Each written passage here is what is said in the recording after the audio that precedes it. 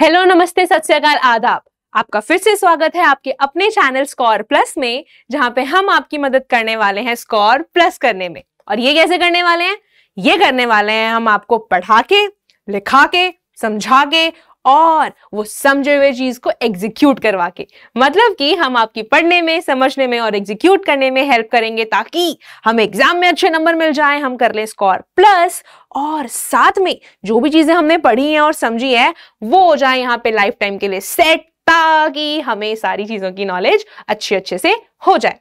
तो जब हम नॉलेज की बात कर रहे हैं तो हमारे पास बहुत सारे सब्जेक्ट्स हैं, जिनमें से एक है बायोलॉजी, और मैं हूं आपकी बायोलॉजी की एजुकेटर प्रियंका। तो हमने इसी बायोलॉजी के सिलसिले में कल स्टार्ट किया था एक चैप्टर, जो कि आपकी बुक का 5th चैप्टर है, जिसका नाम है फंडामेंटल यूनिट ऑफ लाइफ। और हमने देखा था कि फंडामेंटल यूनिट ऑफ लाइफ जो है वो क्या कहलाता है।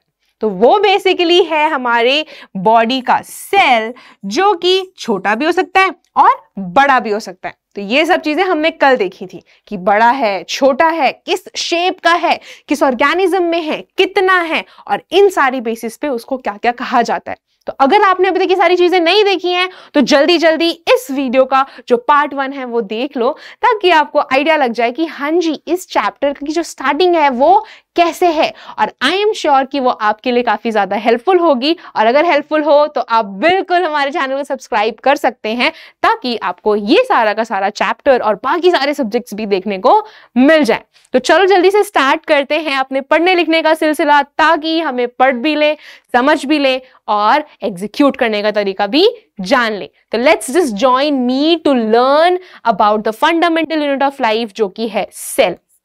तो सेल को जब हमने कल पढ़ा था बेटा, तो पढ़ते वक्त हमने देखा था घर का एग्जाम्पल, है ना। तो आज घर से थोड़ा अलग हटते हैं और पढ़ते हैं कंचों के बारे में।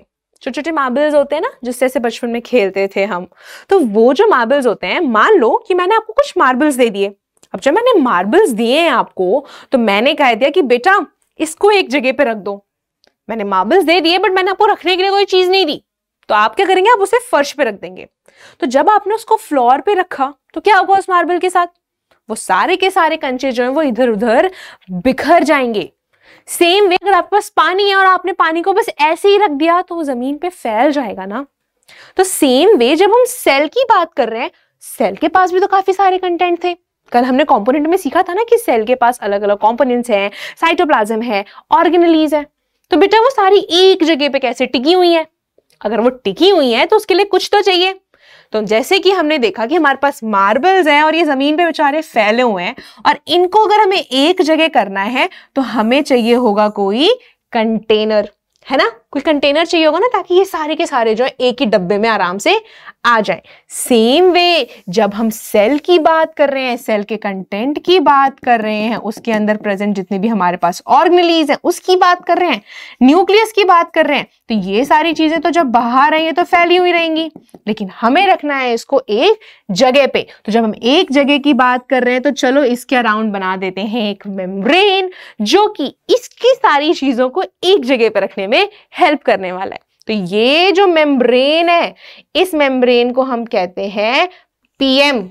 ये पीएम नरेंद्र मोदी नहीं है, ये पीएम है प्लाज्मा मेम्ब्रेन, जिसे हम सेल मेम्ब्रेन भी कहते हैं। तो ये जो सेल मेम्ब्रेन है, ये पहली बात तो सारी चीजों को इकट्ठा रखने में हेल्प करने वाला। दूसरा एक और एग्जांपल लेते हैं कंचों का ही। एक बार जो मैंने आपको कंचे दिए वो सारे एक रंग के थे, आपने उनको कंटेनर में डाल दिया। अब मान लो कि मैं आपको अलग अलग रंग के कंचे दे दूं। मैंने दे दिया आपको पिंक कलर का, ब्लू कलर का, येलो कलर का, रेड कलर का, और मैंने कह दिया कि जी इसे अब सही से रख के बताओ। तो जब आप रखेंगे तो आप कोशिश करेंगे कि सारे पिंक वाले एक जगह हो, सारे ब्लू वाले एक जगह पर हो, सारे येलो वाले एक जगह पे हो, है ना। अदरवाइज तो मिक्स एंड मैच हो जाएंगे और एक एक करके कौन ही चुनेगा। सेम वे अगर कोई एक सेल है तो वो चाहेगा ना कि मेरा जो मटेरियल है वो मेरे पास रहे, उसका मटेरियल उसके पास रहे।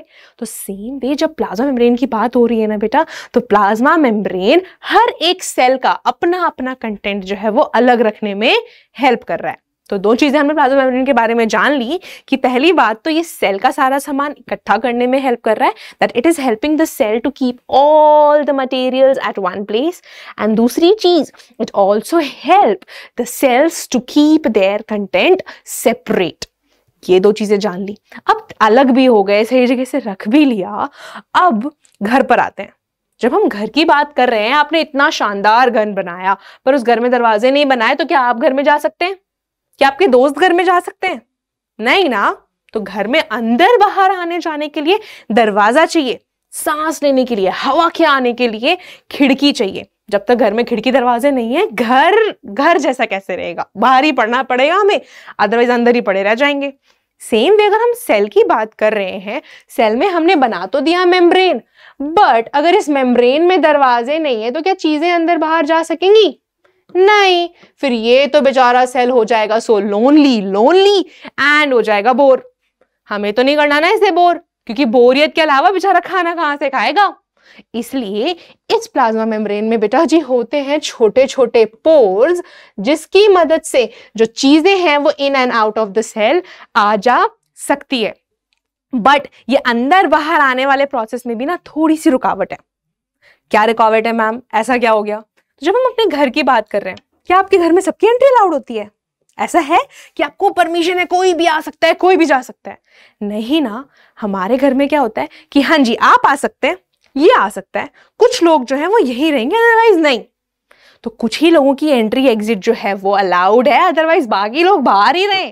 सेम वे जो ये प्लाज्मा मेम्ब्रेन है ना, ये भी स्ट्रिक्ट है अपने रूल्स को लेके कि भाई सब नहीं आ सकते, ये सिर्फ सिलेक्टेड पार्टिकल्स की एंट्री को अलाउ करता है। नॉट ओनली एंट्री, ये उनकी एग्जिट को भी गवर्न करता है। तो प्लाज्मा मेम्ब्रेन क्योंकि सिलेक्टेड पार्टिकल्स की एंट्री एग्जिट को देख रहा है, इसको हम सिलेक्टिवली परमिएबल मेम्ब्रेन भी कहते हैं। इतना क्लियर हो गया?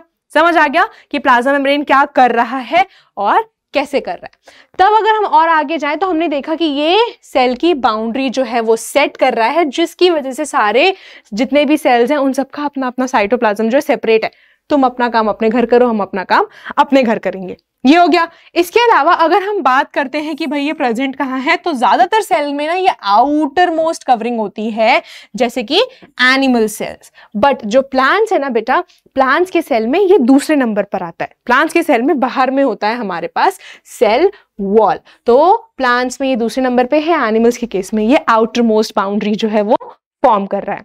अब चलते हैं आगे और यहाँ पे देखते हैं कि क्या मॉडल है। ये एक मॉडल जो है वो प्रपोज किया गया था, जिसे हम कहते हैं फ्लूइड मोज़ेक मॉडल या फिर liquid model of plasma membrane, जो कि दिया गया था सिंगर एंड निकोलसन के द्वारा।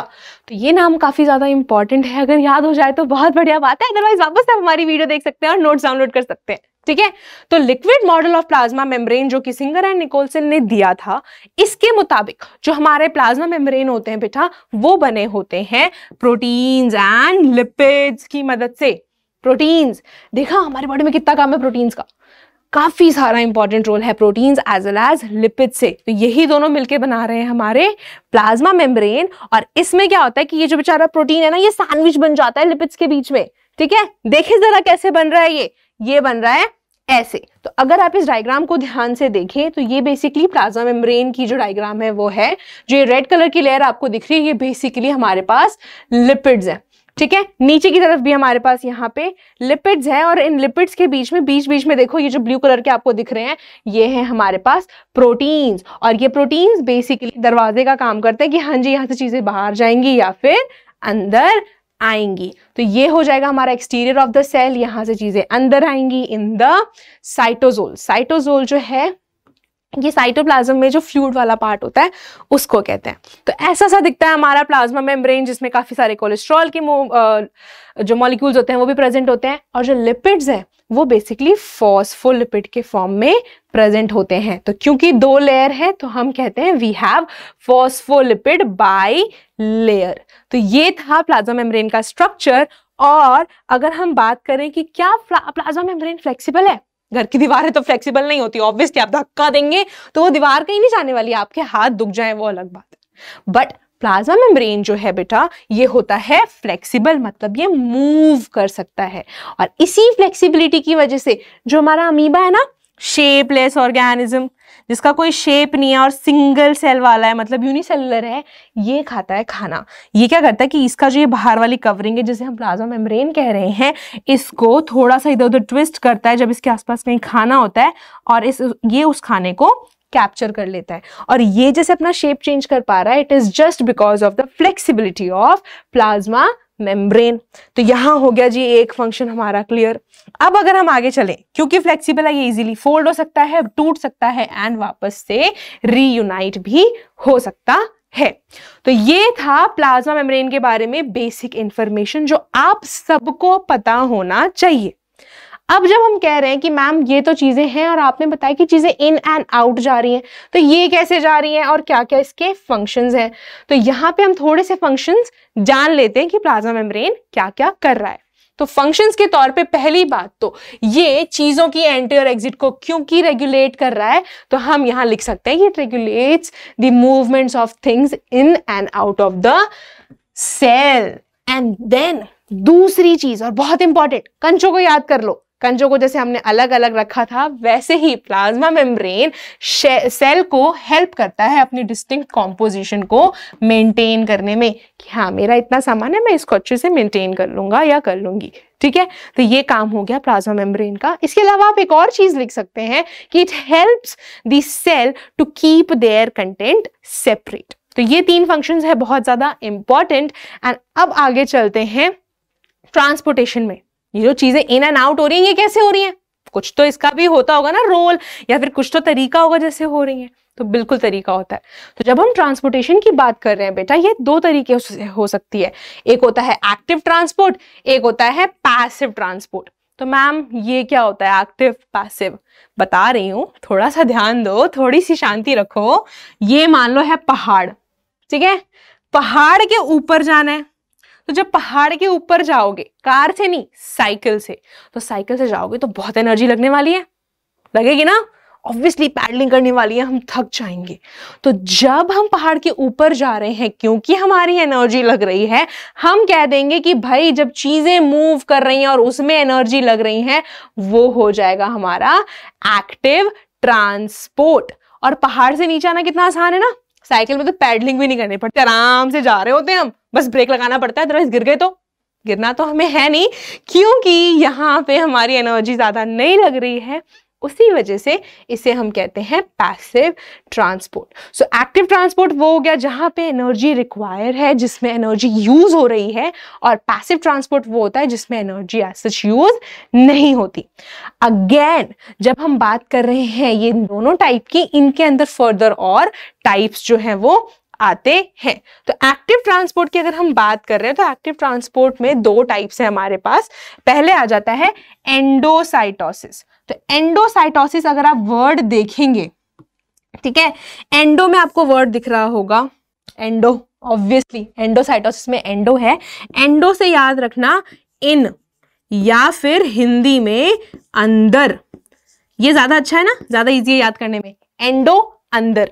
तो जब भी हम एंडोसाइटोसिस की बात करेंगे तो चीजें जो हैं it will move inside the cell. इस केस में क्या होगा, the substances, right, the substances moves in the cell, goes in the cell.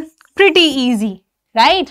अब दूसरे पे आते हैं, दैट इज एक्सोसाइटोसिस। जल्दी जल्दी कलर चेंज कर लेते हैं ताकि डिफरेंस आपको यहीं पे पता लग जाए। तो एक्सो में वापस से देखो, यहाँ पे वर्ड है एक्सो, एक्सो से याद करो एग्जिट, निकल लो भाई यहां से बिल्कुल। तो एक्सो का मतलब होता है एग्जिट, एग्जिट का मतलब हम सबको पता है बाहर निकलना, राइट। तो ऑब्वियसली एग्जिट में चीजें बाहर जा रही हैं, मतलब इस केस में सेल्स जो चीजें हैं वो बाहर जाएंगी। तो यहां पे हम क्या लिख सकते हैं इसको डिफाइन करने के लिए, that is substances moves or goes out of the cell. Substances moves out of the cell. Easy? Very easy ma'am, अब तो याद हो जाएगा। एग्जिट का मतलब हमें पता है आउट होता है, जब ये पता लग गया तो एंडोसाइटोसिस अपने आप याद आ जाएगा। और नहीं भी याद आया तो एंडो से अंदर याद रखेंगे, अंदर का मतलब इन होता है, मतलब चीजें इन जो है वो जा रही हैं। इतना क्लियर। अब आते हैं अपने पैसिव ट्रांसपोर्ट पे। तो जब हम पैसिव ट्रांसपोर्ट की बात कर रहे हैं ना, यहाँ पे फिर से दो टाइप है, डिफ्यूजन और ऑस्मोसिस, जो आप लोगों ने कई बार सुना होगा। ठीक है, वापस से सुन लो क्योंकि चैप्टर का पार्ट है और हम देखेंगे कि ये क्या चीजें हैं और मैं आपकी हेल्प करूंगी थोड़ी सी इस चीज को बेहतर तरीके से समझने के लिए। तो देखते हैं ये डिफ्यूजन और ऑस्मोसिस जो है वो क्या होते हैं। तो जब हम डिफ्यूजन की बात कर रहे हैं बेटा और ऑस्मोसिस की, ऑब्वियसली दोनों ही ट्रांसपोर्टेशन के टाइप है, मतलब कि चीजें जो है वो मूव करने वाली हैं और दोनों में ना कोई बहुत बड़ा डिफरेंस नहीं है। ठीक है, इन दोनों की जब हम बात करेंगे तो चीजें जो है वो हाई से लो कंसंट्रेशन में जा रही है। मतलब कि मैम इसको कैसे याद रखेंगे, तो याद ऐसे रखिए, जब दुकान में जाते हैं और रेट पूछते हैं कि भैया ये सामान कितने का दिया, वो बोलेगा कि जी मैंने इतने का दिया। हम क्या करते हैं, कम कर दो भैया बहुत कॉस्टली है ना। तो ये जो कम कराया हमने, हाई टू लो लेके आए। सेम वे रूम में बहुत गर्मी हो रही है, बहुत ज्यादा, फिर हम क्या करते हैं, या तो फैन ऑन कर देते हैं या एसी ऑन कर देते हैं। उसकी वजह से क्या होता है, रूम का टेम्परेचर हो जाता है कम और हमें आ जाता है आनंद। अगेन हमने क्या किया, हाई टेम्परेचर से लो टेम्परेचर पे रूम को लेके आए। तो ज्यादा टाइम तो हम हाई टू लो जा रहे हैं ना।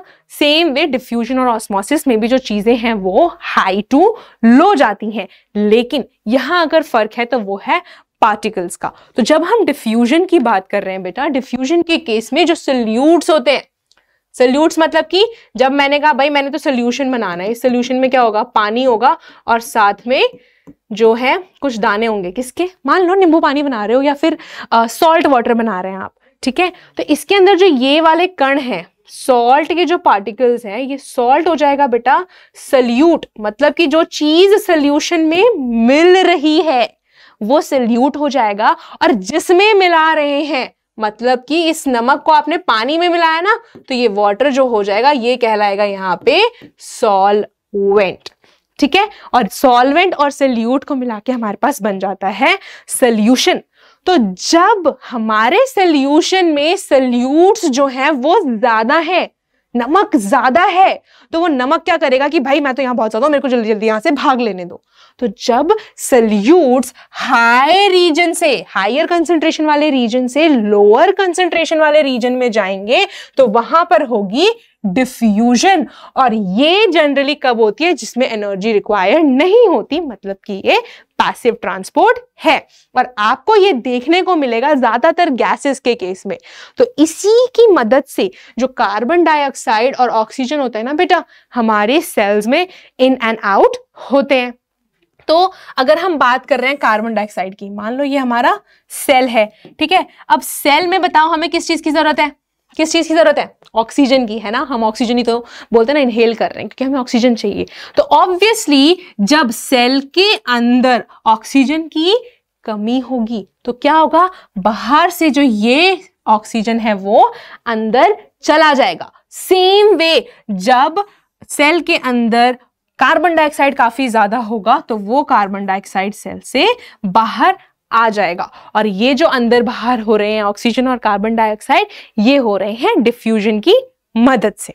तो आई होप यहां तक चीजें क्लियर हो गई होंगी। इफ यस, तो let's just move ahead and look for osmosis.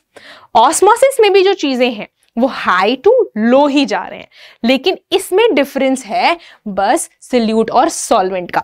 यहां पे जो हमारा सॉल्वेंट है, मतलब कि बेटा जी जो वाटर है ना, वो मूव कर रहा है हायर से लोअर कॉन्सेंट्रेशन वाली चीजों में।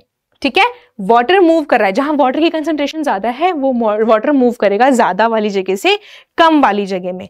और एक चीज जो इसमें याद रखने वाली है वो ये है कि ऑस्मोसिस में हमें चाहिए होता है सेमी परमिएबल मेम्ब्रेन, मतलब कि ये वो मेम्ब्रेन है जो पार्टिकल्स को, कुछ ही पार्टिकल्स को अगेन अलाउ करेगी बेस्ड ऑन देयर साइज। ठीक है, बड़े हैं छोटे हैं, उस बेसिस पे ये चीजों की एंट्री और एग्जिट को गवर्न करती है, और इस प्रोसेस को हम कहते हैं ऑस्मोसिस। तो बेटा डेफिनेशन ऑलमोस्ट सेम है, डिफरेंस है बस सोल्यूट और सॉल्वेंट का। और इसमें आप देख लीजिएगा कि diffusion generally it occurs in both gases and liquids. ठीक है, diffusion it occurs in gases as well as liquids. ठीक है, ये होता है डिफ्यूजन के केस में। बट अगर हम बात कर रहे हैं ऑस्मोसिस की, this generally occurs occurs in liquids। ठीक है, तो ये एक और डिफरेंस का जो पॉइंट है वो आ जाएगा। तो 3 डिफरेंस आपको पता लग गए। पहले तो डेफिनेशन में आ जाएगा, दूसरा कि ये किस में हो रहा है, तीसरा क्या हो जाएगा कि इसमें सेमी परमिएबल मेम्ब्रेन है और इस केस में नहीं है। क्लियर? इतना हो गया जी, क्लियर। अब अगर हम ऑस्मोसिस की बात करें, फिर से यहाँ पे 2 टाइप है, एंडो ऑस्मोसिस और एक्सोऑस्मोसिस। और मुझे नहीं लगता कि मुझे आपको इसको बहुत ज्यादा डिटेल में बताने की जरूरत है। क्यों? क्योंकि मैम हम हैं बहुत ज्यादा स्मार्ट और हमें पता है कि हमने इस वर्ड में 2 वर्ड दिख रहे हैं, दैट इज एंडो और एक्सो। तो ऑब्वियसली मैम जब हमें दिख रहा है एंडो ऑस्मोसिस है, हमने इतना दिमाग लगा लिया कि एंडो का मतलब होता है जी अंदर, मतलब इसमें ऑस्मोसिस की प्रोसेस से जो चीजें हैं वो सेल के अंदर जाने वाली है। और दूसरा क्या है? एक्सो। मैम हमें याद है, आपने अभी अभी बताया था कि एक्सो का मतलब होता है एग्जिट, मतलब चीजें जो है वो बाहर जाने वाली है। और किसके बाहर जाने वाली है? सेल के बाहर। ब्रावो! अगर आपने इतना दिमाग लगा लिया मतलब आपको चीजें समझ आ रही हैं। और अगर आपको लेक्चर अच्छा लग रहा है तो बिल्कुल चैनल को लाइक करिए और सब्सक्राइब करिए। ठीक है, इतना हो गया। अब चलते हैं आगे। ऑलमोस्ट आधी चीजें हमारी हो गई हैं और होपफुली आपको चीजें समझ आ रही हैं। ठीक है, और समझने के साथ साथ मजा भी आ रहा है, क्योंकि पढ़ाई में तो भाई मजा आना चाहिए ना। पढ़ते तो हम हमेशा मैम बोर भी हो जाते, बोर नहीं होने देना हमने आपको। ठीक है, तो जब बोर नहीं होने देंगे तो किशमिश खाओ। ठीक है, पसंद है तो भी खाओ, नहीं पसंद है तो भी खाओ, क्योंकि बहुत हेल्दी होते हैं। किशमिश नहीं खाना, चने खा लो। चने से याद आया, क्या आप चनों को ऐसे कच्चा खा सकते हैं? खा सकते हैं मैम, वो सूखे वाले, वो नहीं खाना। जिस चने से सब्जी बनती है ना, जो व्हाइट वाले चने होते हैं, उसको बिना भिगोए नहीं खा सकते ना। और जो सूखे चने हैं वो सूखे कैसे हैं और ऐसे सिकुड़े हुए से कैसे हैं, वो कंसेप्ट जो है वो हम समझेंगे यहाँ पे इस पर्टिकुलर स्लाइड से। ठीक है, तो यहाँ पे आपको दिख रहा होगा कि हमारे पास अलग अलग टाइप के सॉल्यूशंस होते हैं based on the concentration and the things that are there in the cell. और इसकी वजह से सेल पे क्या इफेक्ट पड़ रहा है वो भी हम जानेंगे। तो हमारे पास बेसिकली होते हैं बेटा 3 टाइप की कंडीशंस, मतलब कि हमारे पास है हाइपरटोनिक कंडीशन, आइसोटोनिक कंडीशन और हाइपोटोनिक कंडीशन। एक एक करके तीनों को समझते जाते हैं। एग्जाम्पल ले लेते हैं किशमिश का या फिर चने का। अब जो वो चना है, ठीक है, वो एकदम सूखा हुआ है। क्योंकि वो सूखा हुआ है, आपको क्या लगता है उसके अंदर पानी कितना होगा? ज्यादा होगा या कम होगा? ऑब्वियसली कम होगा। मतलब कि सेल के अंदर जो पानी का लेवल है वो है कम। तो जब आप उसको पानी में डालेंगे तो क्या होगा? वो कर लेता है पानी को एब्जॉर्ब। सेल में जो है पानी आ रहा है ना। तो सेम वे जब ये चीज होती है, मतलब कि सेल जो है हमारा, सेल में जो कंसंट्रेशन है, concentration of water is less. ठीक है, वो है कम। और क्योंकि सेल के अंदर कंसंट्रेशन कम है तो जो वाटर है वो मूव करेगा from medium to the cell. So water moves from medium, मतलब कि जो सराउंडिंग है ना, medium to the cell, into the cell. ठीक है, तो ये जो 2 चीजें आपको याद रखने की जरूरत है कि जब सेल में कंसंट्रेशन है वाटर की कम, तो वाटर जो है वो बाहर से अंदर जाने वाला है। और जब ये चीज हो रही है, मतलब सेल के अंदर पानी आ रहा है, चने के अंदर पानी आ रहा है, किशमिश के अंदर पानी आ रहा है, तो उस कंडीशन को हम कहते हैं हाइपोटोनिक कंडीशन। ये क्लियर हो गया? यस मैम, क्लियर हो गया। किशमिश में पानी डाल तो किशमिश फूल गया, लेकिन किशमिश खुद कैसे बना था? चना खुद कैसे बना था सूखा वाला? कभी तो उसमें पानी रहा होगा ना। जो फ्रेश चने होते हैं वो कितने वो होते हैं ना, ऐसे क्रंची क्रंची से, उसके अंदर वाटर पानी जो होता है वो ज्यादा होता है। ये ऐसा कैसे हुआ? ये हुआ जब उसमें से पानी बाहर निकल गया। तो ये कैसे हो गया मैम? अब मान लो कि तुम्हारे पास एक गुब्बारा है और उस गुब्बारे में एक्सेस ऑफ वाटर है। ठीक है, तो जब वो गुब्बारे में से पानी बाहर आएगा तो क्या होगा? ठीक है, पहली बात तो कब आएगा? वो कब आएगा जब सेल के अंदर जो कंसंट्रेशन ऑफ वाटर है, concentration of water is high. Obviously जब कंसंट्रेशन ज्यादा है तभी तो वो चाहेगा ना कि निकाल दो यार, ज्यादा रखूंगा तो मैं फट जाऊंगा, है ना। तो जब कंसंट्रेशन ऑफ वाटर यहां ज्यादा थी तो जो वाटर है, वाटर मूव्स कहां से कहां करेगा? Water moves from cell to medium, cell से ये हो जाएगा बाहर, पहुंच जाएगा मीडियम में। तो जब पानी जो है वो सेल से बाहर आ रहा है तो उस कंडीशन को हम कहते हैं हाइपरटोनिक कंडीशन। इसको याद करने की ट्रिक बताऊं? बता रही हूं।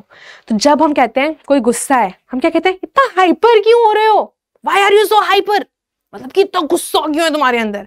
सेम वे मान लो कि सेल के अंदर बहुत सारा पानी है, तो सेल हो गया हाइपर कि मेरे पास बहुत सारा पानी है, I just can't bear it. तो ऑब्वियसली वो पानी निकालने की कोशिश करेगा, है ना। तो जब वो पानी बाहर आ रहा है तब क्या होगा? सेल जो है वो श्रिंक हो जाएगा। तो ये तीन चीजें आप याद रखिए। हाइपर मतलब एकदम फुल है, सेल के अंदर कंसंट्रेशन ज्यादा है। कंसंट्रेशन ज्यादा है तो वाटर कहां से कहां मूव करेगा? सेल के अंदर से बाहर। तो ये एक चीज क्लियर हो गई, ठीक है। हाइपरटोनिक में सेल के अंदर कंसंट्रेशन ज्यादा थी, क्योंकि सेल के अंदर वाटर की कंसंट्रेशन ज्यादा थी, उसने वाटर बाहर निकाल दिया, बाहर निकल गया पानी। अब जब बाहर निकल गया तो सेल के साथ क्या होगा? सेल के साथ ये होगा कि सेल का जो शेप है वो हो जाएगा कम। सेम वे जब किशमिश से पानी बाहर निकला तो किशमिश जो थी वो एकदम सिकुड़ जाती है। तो यहाँ पे as a result the cell will shrink. और इस केस में क्योंकि सेल के अंदर पानी आ रहा है, क्योंकि आप बलून में पानी भर रहे हैं, तो बलून के साथ क्या होगा? बलून फूल जाता है ना। तो इस केस में जो सेल होता है वो स्वेल हो जाता है।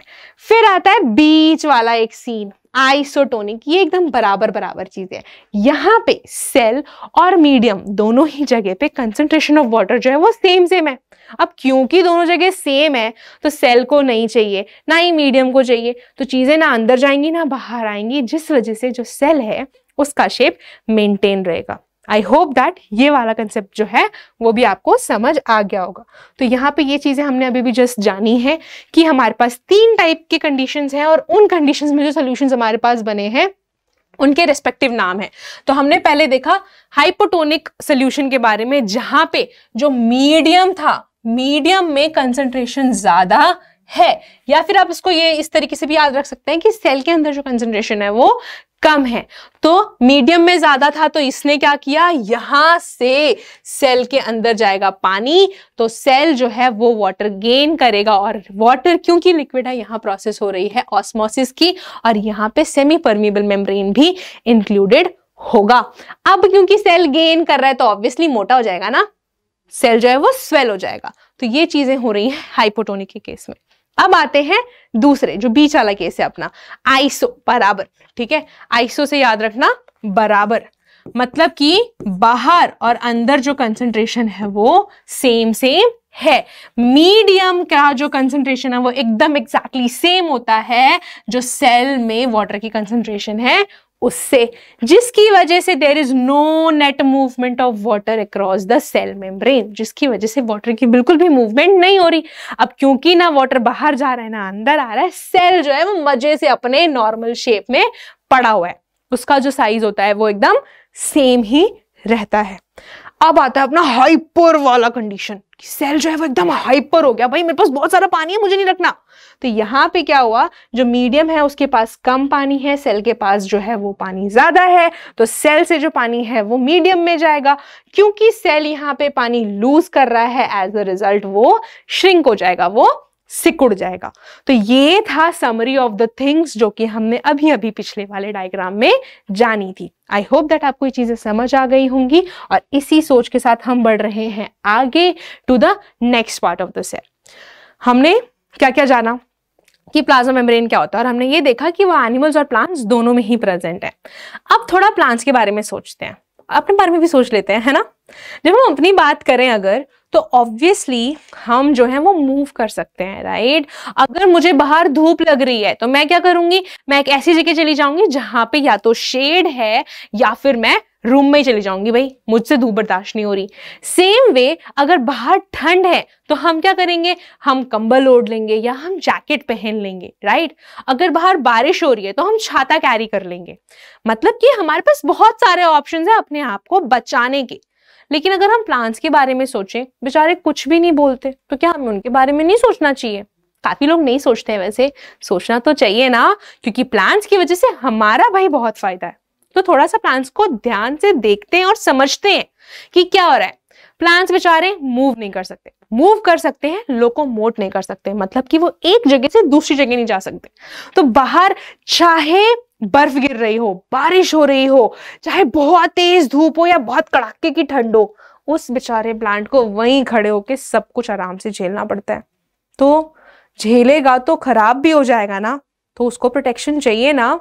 हम तो अपनी प्रोटेक्शन खुद कर रहे हैं, तो उसे एक्स्ट्रा प्रोटेक्शन देने के लिए हमारे पास होता है सेल वॉल। हमारे पास नहीं, सेल प्लांट के पास, ठीक है।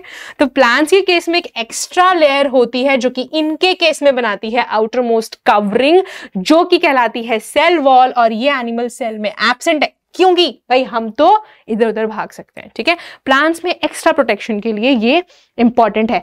और ये सिर्फ और सिर्फ प्रोटेक्शन ही नहीं दे रहा है, ये जो है ये खुद रिजिड होता है, मतलब कि ये जो है एकदम टफ है, ठीक है। ये इधर उधर मूव इजीली नहीं करता, जिसकी वजह से जो प्लांट का जो शेप होता है वो मेंटेन होता है। कभी देखा है कि दिन में प्लांट एकदम खड़ा है और रात में जाके सो गया कि भाई मैं भी थक गया हूं, मैं भी सो जाता हूं? ऐसा नहीं होता ना।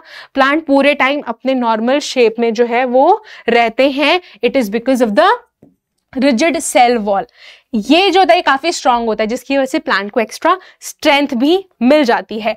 अगेन ये पोरस है, मतलब कि इसमें भी जो है पोर्स प्रेजेंट है, छोटे छोटे छेद प्रेजेंट है, जिसकी वजह से चीजें अंदर बाहर आ जा सकती हैं। तो देखेंगे कि कौन सी चीजें अंदर आ सकती हैं और कौन सी नहीं आ सकती हैं। इससे पहले ये देख लीजिए कि ये नॉन लिविंग स्ट्रक्चर है, ये जो पार्ट है सेल में ये लिविंग नहीं है। और अगर हम प्लांट की बात कर रहे हैं, प्लांट के केस में ये जो लेयर है ये बनी होती है सेलुलोज और हेमीसेलुलोज से, जो कि इनको स्ट्रेंथ देने में काफी ज्यादा मदद करते हैं, ठीक है। ना ही सिर्फ प्लांट्स के अलावा फंगाई और कुछ बैक्टीरियाज में भी सेल वॉल जो है वो प्रेजेंट होती है। तो फंगाई के केस में जनरली बना होता है काइटिन से। इसकी प्रोनाउंसिएशन बहुत इंपॉर्टेंट है, इट इज काइटिन। चितिन नहीं पड़ेगा कोई भी, ठीक है। इसको चितिन नहीं पढ़ना, CH है, बट ऑब्वियसली इंग्लिश में तो अलग अलग टाइप की प्रोनाउंसिएशन होती है। CH से क भी होता है और CH से च भी होता है। तो ये है काइटिन। एंड किसका है ये सेल वॉल? ये है फंगाई का, मतलब कि ये एक कंपोनेंट है सेल वॉल का। देन अगर हम बैक्टीरिया की बात करें तो बैक्टीरियल सेल वॉल जो है वो बना है पेप्टिडोग्लाइकेन, ठीक है। तोड़ दिया मैंने शब्द को, याद करना आसान हो जाएगा। पेप्टिडोग्लाइकेन ये जो है ये बैक्टीरियल सेल वॉल का जो कंपोनेंट है वो है। तो पता लगे किसका सेल वॉल किससे बना हुआ है। अब देखते हैं कि किन चीजों की एंट्री एग्जिट यहां हो सकती है। तो यहां हमने देखा था कि ये पोरस है, मतलब कि इसमें छेद है, चीजें अंदर बाहर आ सकती हैं। और इस छेद में पता है क्या फायदा है? ये है फ्रीली परमिएबल, कोई भी आ जा सकता है आराम से, कोई भी पार्टिकल अंदर आएगा, कोई भी पार्टिकल बाहर जाएगा। तो यहां से ये तो अंदर एग्जिट एंट्री दे देगा, बट अब प्लाज्मा मेम्ब्रेन में है कि कौन अंदर आएगा और कौन नहीं, तो वो हो जाता है सिलेक्टिवली परमिएबल, जो सिलेक्ट कर रहा है पार्टिकल्स को, और जो कुछ नहीं कर रहा वो हो जाएगा फ्रीली परमिएबल। तो ये था basic information about the cell wall. अगर अब हम देखें कुछ फंक्शंस जो सेल वॉल परफॉर्म कर रहा है, ऑब्वियसली अगर हम प्लांट्स के बारे में सोच रहे हैं तो आधे फंक्शन तो वहीं क्लियर हो जाते हैं कि ये उसको प्रोटेक्शन देने में हेल्प करेगा, ये उसको रिजिडिटी देगा, ये उसको स्ट्रेंथ देगा, ये उसको टर्जिड बनाने में हेल्प करेगा। इसके अलावा ये उनको डेफिनाइट शेप भी देता है। अगर आप देखें ना, अगर ये हमारा सेल है, ठीक है, तो सेल में सारी चीजें होती हैं। हमारे पास साइटोप्लाज्म है, हमारे पास न्यूक्लियस है, हमारे पास और भी बहुत सारे जो ऑर्गेनेलीज हैं वो प्रेजेंट होते हैं। तो इसमें हम एक कंडीशन देखेंगे कि कैसे इनका जो शेप है वो चेंज हो सकता है। लेकिन प्लांट्स के केस में हमारे पास एक एक्स्ट्रा लेयर प्रेजेंट है जिसे हम कह रहे हैं सेल वॉल। और क्योंकि ये जो सेल वॉल है ये है रिजिड, इसकी वजह से, इस रिजिडिटी की वजह से जो शेप है वो मेंटेन रहती है। Shape is maintained in case of plants, ठीक है। तो इसकी वजह से जो शेप है वो मेंटेन्ड है, और जो प्लांट्स हैं हमें सुबह से लेकर रात तक एकदम अपनी पोजीशन में दिखते हैं। इसके अलावा ये उनका स्ट्रक्चर बनाने में हेल्प करती है, उनको सपोर्ट प्रोवाइड करता है और प्रोटेक्शन भी देता है।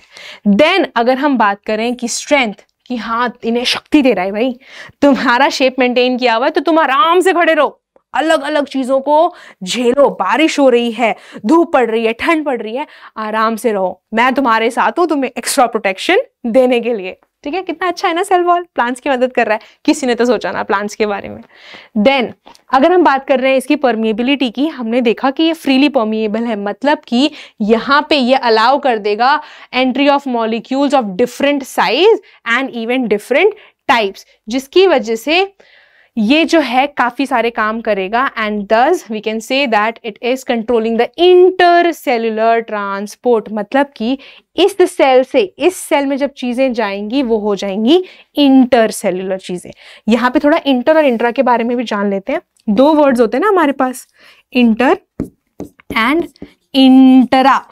आपके क्लास वगैरह में ना कॉम्पिटिशन्स होते होंगे स्कूल वगैरह में, जब चीजें दो सेल के बीच में हो रही हैं, मतलब कि मान लो कि आपके स्कूल्स में अलग अलग हाउसेस बनाए हुए हैं, जब कंपटीशन अलग अलग हाउसेस के बीच में होंगे तब वो कहलाते हैं inter house competition, inter class competition, inter cellular activities. और अगर कोई एक्टिविटी जो है वो सेल के एक ही सेल के अंदर हो रही है, मतलब इसी सेल के अंदर कंपटीशन है, मतलब कि मान लीजिए आपकी कोई टीचर है जो आपकी ही क्लास में, लेट्स से आपकी जो क्लास है वो है 9th A। अब टीचर ने डिसाइड किया कि मैंने 9th A में ये एक्टिविटी करानी है, तो आपके क्लास में अगर 30 बच्चे हैं, उन्होंने उन 30 बच्चों को अलग अलग टीम में बांट दिया और हुआ कंपटीशन। पर क्योंकि वो 9th A के ही बच्चों का कंपटीशन है, वो हो जाएगा इंट्रा क्लास कंपटीशन। वहीं पे अगर आपकी टीचर डिसाइड कर ले कि ठीक है मैंने ना 9th के सारे सेक्शंस में कंपटीशन कराना है, मतलब कि ABCD में कराना है, तो जब वो कंपटीशन अलग अलग सेक्शंस में हो रहा है तो वो कहलाएगा इंटर क्लास कंपटीशन। क्लियर? तो यही बेसिक डिफरेंस है इंटर और इंट्रा का, और ये बताने का मेरा पर्पस इसलिए है क्योंकि ये जो शब्द हैं बेटा ये बहुत बार रिपीट होने वाले हैं, और अगर आपको स्टार्टिंग में ही इनका डिफरेंस पता लग गया तो आधी चीजें तो आसान हो जाएंगी। जैसे एंडो में हुआ था ना, एंडो और एक्सो, देखो सेम टर्म दो बार आया, एंडोऑस्मोसिस, एक्सोऑस्मोसिस, एंडोसाइटोसिस, एक्सोसाइटोसिस। तो क्योंकि हमें एंडो और एक्सो का मतलब पता था, हम इजीली उन चीजों को डिफाइन कर पाए। सेम वे जब छोटी छोटी चीजों का मतलब पता होगा ना, आधा रास्ता तो ऐसे ही क्लियर हो जाना है। अब जैसे मैं बता रही थी कि इसका शेप मेंटेन कर रहा है, कैसे कर रहा है वो भी जान लेते हैं। तो कभी कभार क्या होता है ना बेटा कि ऑस्मोसिस जब हो रही है, स्पेसिफिकली जब एक्सोऑस्मोसिस हो रही है, एक्सोऑस्मोसिस के केस में ऑब्वियसली जो वाटर है वो सेल से बाहर निकलने वाला है, मतलब कि जो सेल है वो वाटर लूज करेगा। और ऑब्वियसली जब वाटर जो है वो प्लांट के सेल से बाहर निकल रहा है, तो हमने ये भी देखा था कि जो सेल का जो शेप है वो कम हो रहा है, वो श्रिंक हो रहा है ना। तो जब सेल श्रिंक हो गया तो प्लांट एकदम डटा हुआ खड़ा कैसे है, वो भी तो झुक जाना चाहिए क्योंकि वो तो श्रिंक हो गया है। ऐसा नहीं हो रहा है ना, क्योंकि वहां पे हमारे पास सेल वॉल है। सेल वॉल ने तो इसका शेप मेंटेन करा दिया, बट ये जो प्रोसेस हुई, ये जो पूरा का पूरा साइटोप्लाज्म वाला जो मटेरियल था हमारा वो श्रिंक हो गया। इसको क्या कहा हमने? इस प्रोसेस का नाम है बच्चा प्लाज्मोलिसिस। मतलब कि जब सेल में से चीजें बाहर जा रही हैं ऑस्मोसिस के प्रोसेस की वजह से, जिस वजह से श्रिंकेज या फिर कंट्रैक्शन हो रही है सेल के अंदर के कंटेंट की, जिस वजह से वो सारा कंटेंट सेल वॉल से दूर जा रहा है। ये जो पार्ट है ये सेल वॉल है, सेल वॉल से दूर जा रहा है, इस प्रोसेस को कहा जाता है प्लाज्मोलिसिस। ठीक है, ये हो गया प्लाज्मोलिसिस। अब जब वापस से बाहर वाटर ज्यादा हो जाएगा, वाटर जो है वो सेल के अंदर आने लग जाएगा, है ना। जब वो वाटर अंदर आने लग जाएगा उस टाइम पे होगा इसका अगला प्रोसेस जिसको हम कहेंगे डीप्लाज्मोलिसिस। मतलब कि इसका जस्ट अपोजिट चीज, अब सेल के अंदर आ रहा है तो जो सेल है वो वापस से स्वेल अप हो जाएगा और उस प्रोसेस को हम कहेंगे डीप्लाज्मोलिसिस। तो ये थी चीजें जो आज हमें सीखनी थी। आई होप दैट आपको चीजें समझ आई हो। हमने स्टार्ट किया था आज प्लाज्मा मेम्ब्रेन से। हमने देखा कि प्लाज्मा मेम्ब्रेन जो है उसको हम सिलेक्टिवली परमेबल मेम्ब्रेन भी कहते हैं, और क्यों कहते हैं ये भी हमने जाना। उसके अलावा हमने देखा कि चीजें इन एंड आउट कैसे जा रही हैं, ट्रांसपोर्टेशन के बारे में जाना हमने। किसी में एनर्जी लग रही थी, जिसमें एनर्जी लग रही थी वो एक्टिव ट्रांसपोर्ट कहलाते हैं, जिसमें नहीं लग रही थी वो पैसिव कहलाते हैं। और पैसिव में भी हमने दो चीजों को बहुत डिटेल में देखा, that is diffusion and osmosis. And finally हमने प्लांट सेल वॉल के बारे में जाना, ना कि सिर्फ प्लांट, इवन फंगाई और बैक्टीरिया के भी सेल वॉल के बारे में जाना। तो अगर आपको ये सारी की सारी इंफॉर्मेशन बेनिफिशियल लगी हो और आपको ये सारे के सारे नोट्स के फॉर्म में चाहिए हो, तो आप बिल्कुल हमारा जो स्कोर प्लस का ऐप है वो डाउनलोड कर सकते हैं। वहां पे आपको ना ही सिर्फ बायोलॉजी बल्कि फिजिक्स, केमिस्ट्री, मैथ्स, इन सब का जो कंटेंट है वो मिल जाएगा। तो प्लीज आप इस ऐप को डाउनलोड करिए, सारे के सारे नोट्स आपको मिल जाएंगे और हमारे चैनल को सब्सक्राइब करिए ताकि आपको यहाँ पे भी सारे के सारे वीडियो लेक्चर्स मिल जाएं और आप एक ही जगह से सारी चीजें पढ़ पाएं। ठीक है, so if you like the video please please please click on that thumbs up option and also subscribe to our channel. जो भी आपके कमेंट्स हो आप वो मेंशन कर सकते हैं एंड हम दोबारा से मिलने वाले हैं इसके नेक्स्ट पार्ट में। Till then, all of your advice to stay happy, healthy and safe, and please take care of yourself. Bye bye everyone.